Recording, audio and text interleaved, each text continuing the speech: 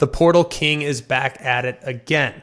That would be the Ole Miss Rebels, and that would be Lane Kiffin. 9 commitments so far out of the portal, with a few more that are potentially on the way. I think this is probably the group at Ole Miss that has embraced the portal and has had the most success in the portal. And Juice Wells, he's the big one here. He was the number 1 wide receiver in the portal, had a massive year 2 years ago. He's 6'1", 210. In 2022, he was a first-team All-SEC player, had 68 catches for 928 yards and 6 touchdowns in his first year with South Carolina. But he had a foot injury this year, played just 3 games, and really could never get back to doing any of the things that he was doing the year before. And Ole Miss doesn't need a lot of help on offense, right? They're going to be in good shape on that side of the ball for sure. Jackson Dart is back at quarterback. Quinshon Judkins will be back at running back. Their leading receiver, Trey Harris, is back, and pretty much everybody else. But this portal haul is about really the defense, and that's where things have changed drastically. If you look at where they were last year, they were number 11 in the SEC after the 22 season. They were number 6 in the SEC this year in scoring defense during their conference play. So now it's time for maybe them to take the next step. Here's the big question. Walter Nolan is arguably the best player in the portal.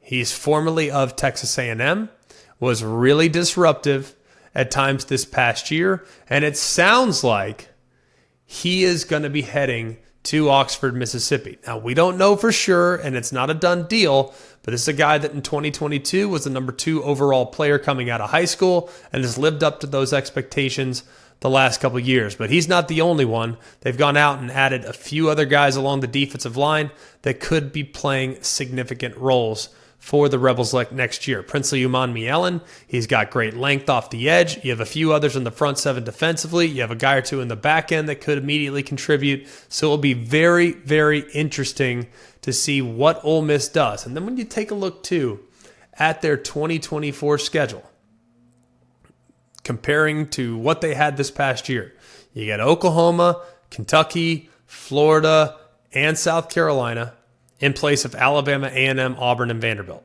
All right? Their Power 5 non-conference game is Wake Forest. Georgia's still on the schedule, but that's a pretty dang nice slate for a group that's won 10-plus games in 2 of the last 3 years. So remember, this year, if the 12-team playoff were in existence, Ole Miss would be in the playoff.